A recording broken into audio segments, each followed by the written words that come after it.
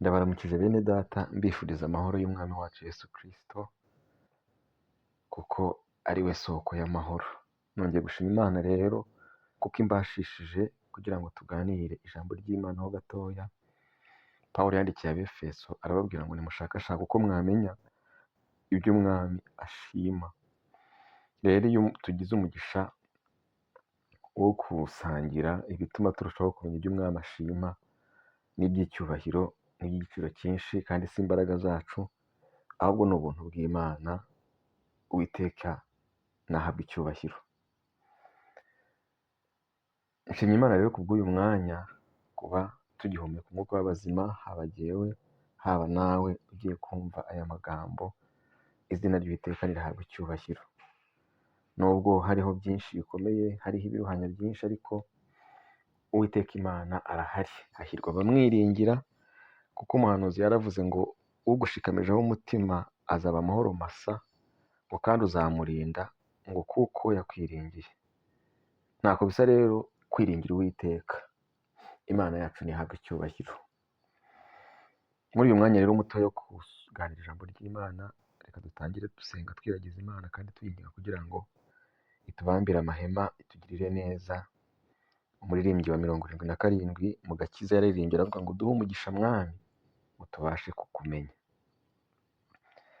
Imana rero dushoboze iduhe umugisha tubashe kurushaho kuyimenya. Uwiteka Mana Data wa twese uri mu ijuru, Imana yera kandi igakiranuka, se w'umwami wacu Yesu Kristo, turagushimye kandi turaguhimbaje. Tugushimiye yuko uri Imana ikiranuka, tugushimiye yuko uri Imana y'ubutware n'ubushobozi bwose. Ibyaremwe byose byaremwe nawe, nabihererwa icyubahiro. Warakoze kudukunda kuko wakunze abari mu isi yose, ubakunda urukundo rutangaje, wemera gutanga umwana wawe w'ikinege kugira ngo umwizera atarimbuka ahubwo ahabwe ubugingo buhoraho. Turakwinginze muri iki gitondo rero ngo buri muntu wese umenye kukwizera mu buryo bukwiriye, mu buryo wagambiriye, kuko hari impamvu yaje mu isi kugira ngo adaciraho abantu iteka, ahubwo abakize abaho ubugingo kandi amareho imirimo yose ya Satani. Komeza kutumaramo rero imirimo yose ya Satani buri muntu wese, kugira ngo twunguke kurushaho kukumenya kandi tuzabane nawe iteka ryose. Komeza kwituyobora rero muri iri jambo, ukomeze kutwigisha kugira ngo tubashe kuba wishimira kandi tubashe kuba ibikoresho byawe bizima, mu izina rya Yesu Kristo, amen. Imana yo mu ijuru ihabwe icyubahiro kubw'ijambo ryayo. Reka dufatanye gusoma ijambo ry'Imana dusanga mu rwandiko rwa mbere Pawulo yandikiye Timoteyo, ni igice cya 6 umurongo wa 6. Ni amagambo tugiye gusoma ariko avuga ngo, afite intego ivuga ngo tunyurwe n'ibyo umwami Imana yaduhaye. Imana yacu nishimwe. Nta kintu cyagirira umumaro umuntu muri iyi si adafite kunyurwa muri we, kuko ugize icyo abona iyo nta kunyurwa afite yifuza ikirenzeho. Udafite umugabo aba yifuza umugabo, cyangwa se udafite umugore aba yifuza umugore. Yamubona akifuza abana, yabona abana, yabona umuhungu akifuza n'umukobwa, yabona abana akifuza ibyo kubajyana mu ishuri, kugeza igihe isi izarangirira. Ufite ibyo afite byose iyo hatajemo kunyurwa, kuko kunyurwa ntabwo ari ibyacu, ahubwo ni ibintu Imana tuyisaba ikaduhereza, kuko nyine ibyo umuntu afite bimutera kwifuza ibindi. Ariko ijambo ry'Imana ryo riratubwira ngo dukwiye kunyurwa. Umuntu akanezezwa nuko ari umusore kandi akanyurwa nabyo, akanezezwa nuko ari umukobwa kandi akanyurwa nabyo, akanezezwa nuko ari umugabo ashatse, ibyo bikamunyura. Hanyuma igihe cyagera Imana ikamuha n'urubyaro, kandi narwo yarubona akanyurwa nabyo ntahagarike umutima.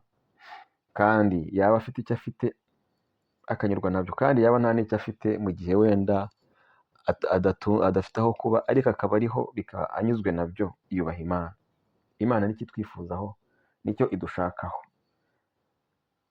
Niyo mpamvu tugiye gusoma aya magambo rero, kugira ngo Imana idufashe buri muntu wese mu ruhande rwe, yaba uworoheje cyangwa se ukomeye, yaba uri hafi n'uri kure. Ubuzima bwose umuntu atuyemo cyangwa arimo anyurwe nabyo, bimuheshe kubaha Imana no kwishaka. Imana yacu ntihabwe icyubahiro. Aya magambo rero mu rwandiko Pawulo yandikiye Timoteyo rwa mbere igice cya 6 hari amagambo avuga ngo igice cya 6 ndahera ku murongo wa 6 haravuga ngo icyakora kubaha Imana iyo gufatanyije no kugira umutima unyuzwe kuvamo inyungu nyinshi kuko ari ntacyo twazanye mu isi kandi ntacyo tuzabasha kuyivanamo. Ariko ubwo dufite ibyo kurya n'imyambaro biduhagije tunyurwe nabyo. Kuko abifuza kuba abatunzi bagwa mu moshya no mu mutego no mu irari ryinshi ry'ubupfu ryangiza rikaroha abantu mu bihenebereza bikabarimbuza. Kuko gukunda impiya ari umuzi w'ibibi byose, ariko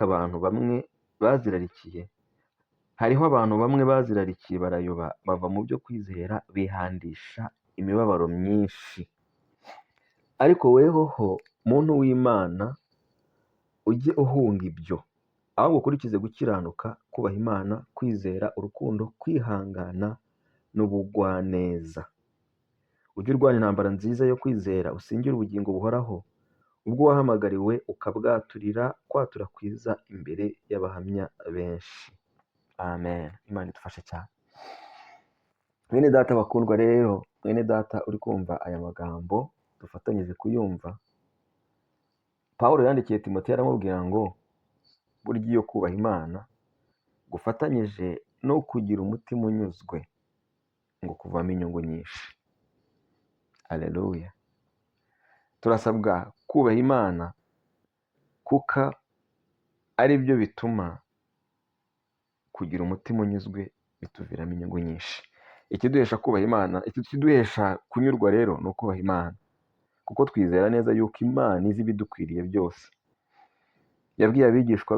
Yesu yabwiye abigishwa be arababwira ngo ibishwi Imana irabizi, inyoni, ibishwi ngo nta na kimwe cyakikubita hasi ngo gipfe Imana itabizi. Aranavuga ngo ubwo yavugaga ibyo ngibyo ngo ndetse n'umubare w'imisatsi iri ku mutwe wanyu kuva ku rwoya rumwe kugeza ku rwoya rwa nyuma Imana izi uko yose ingana. Ngo niba Imana imenya ibyo, urumva Imana imenya umusatsi ikamenya n'umubare wabo, yabura kumenya ikibazo ufite? Yabura kumenya ko ukeneye kurya? Yabura kumenya yuko ukeneye kwambara? Yabura kumenya yuko ukeneye ibikenerwa byo muri ubu buzima? Ariko muri ibyo byose turahamagarirwa kunyurwa ndetse no kubaha Imana. Haleluya. Imana idufashe. Niyo mpamvu ngo ufite icyo ararikiye, umuntu urarikiye ubutunzi cyangwa se urarikiye amafaranga cyangwa urarikiye impiya nyinshi, bishobora kumutwara bikamugeza ahantu aba mu byo kwizera ngo kandi akihandisha imibabaro myinshi. Kurarikira rero gutera kuyoba kandi kugatera umuntu kwihandisha imibabaro myinshi. Imana idufashe. Kuko urarikiye nyine ararikira ibirenze, agakomeza kurarikira kugeza iteka ryose. Ariko uwunyuzwe anezezwa kandi ibyo Imana imuhaye akabikoresha icyo Imana yamuhamagariye. Imana rero idufashe cyane bene data. Pawulo yari kugira inama uyu muntu w'Imana witwa Timoteyo, ariko natwe Imana irimo iratugira inama muri aya magambo kugira ngo tunyurwe n'ibyo dutunze, tunyurwe n'ibyo twahawe. Kandi ikindi kintu gikomeye, iyo umuntu azi ko ikintu afite yagihawe n'Imana, aba azi neza ko nta muntu wakimwambura kereka Imana ibyemeye. Kandi Imana iyo ibyemeye iba ifite n'impamvu. Imana ihabwa icyubahiro. Twe ntacyo twazanye mu isi rero, ntacyo tuzahavana. Ibyo Umwami Imana yaduhaye tugeze hano dukwiye kunyurwa nabyo. Niyo mpamvu Pawulo yavugaga ngo niba udashonje, niba utambaye ubusa, nyurwa n'ibyo ngibyo, ibindi Imana byose irabizi. Imana idufashe cyane. Rero mwene data aho uri hose ukaba ugihumeka umwuka w'abazima kandi ukaba utagenda wambaye ubusa kandi ukaba wabonye icyo kurya, nta n'impamvu yo guhangayikishwa n'ibyo kurya by'ejo. Ukaba wabonye ibyo kurya, shima Imana kandi unyurwe nabyo.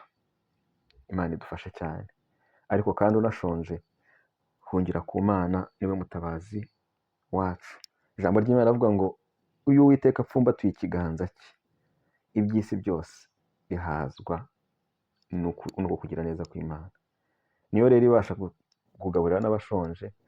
Ariko kandi igihe ubonye ibyo kurya, ufite ibyo kwambara, nta bindi ukwiye kurarikira, ukwiye kunyurwa nabyo. Niyo mpamvu ku murongo wa 11 batubwiye ngo icyo dukwiye gukurikiza ni kimwe. Muri ibyo byose weho ukwiye guhunga ibikujyana mu kurarikira, haba imiya, haba ibindi bintu abantu bararikira cyangwa se turarikira muri iyi si. Wowe muntu w'Imana uri kumva aya magambo, ukwiye guhunga ibyo, ahubwo ugakurikiza ikintu bita gukiranuka, ugakurikiza kubaha Imana, ugakurikiza kwizera, ugakurikiza urukundo, kandi ugakurikiza kwihangana n'ubugwaneza. Haleluya! Muri ibyo byose ukihangana, wahura n'ibikugerageza ukihangana, kandi ukihangana kubwo kubaha Imana. Imana idufashe cyane. Imana idufashe rero, kuko turi mu rugamba. Muri ibyo byose turi mu ntambara. Ibyo ngibyo Pawulo ari kuvuga ku murongo wa 11 nibyo bizatubashisha kurwana intambara nziza yo kwizera, kugira ngo dusingire ubugingo buhoraho Imana yaduteguriye mu izina rya Yesu Kristo. Imana igushoboze rero, kandi nanjye nshoboze kunyurwa kandi gukurikiza ukwihangana, kubaha Imana, kwizera, urukundo, ubugwaneza ndetse no gukiranuka. Imana idufashe cyane. Mana Data wa twese uri mu ijuru, ise w'umwami wacu Yesu Kristo, ubashisha abantu kwihangana, ubashisha abantu kwizera by'ukuri, ubashisha abantu gukunda, ubashisha abantu kubaha Imana, ubashisha abantu kugira ubugwaneza, ubashisha abantu kwizera no kwihangana bakarwanya intambara nziza. Turakwinginze ngo dushoboze, buri muntu wese umushoboze mu ruhande rwe, kuko utuzi neza kandi ukadusobanukirwa. Uduhe imbaraga, uturinde ibibi, uturinde Satani, uduhe kwitegura kuzakubona umunsi uzaba ugarutse, kandi tukubonere kuzanezerwana nawe iteka ryose. Urakoze ko kumva gusenga, icyubahiro no gupfukamirwa reka bikomeze kuba ibyawe, ubu n'iteka ryose, mu izina ry'umwami wacu Yesu Kristo. Amen.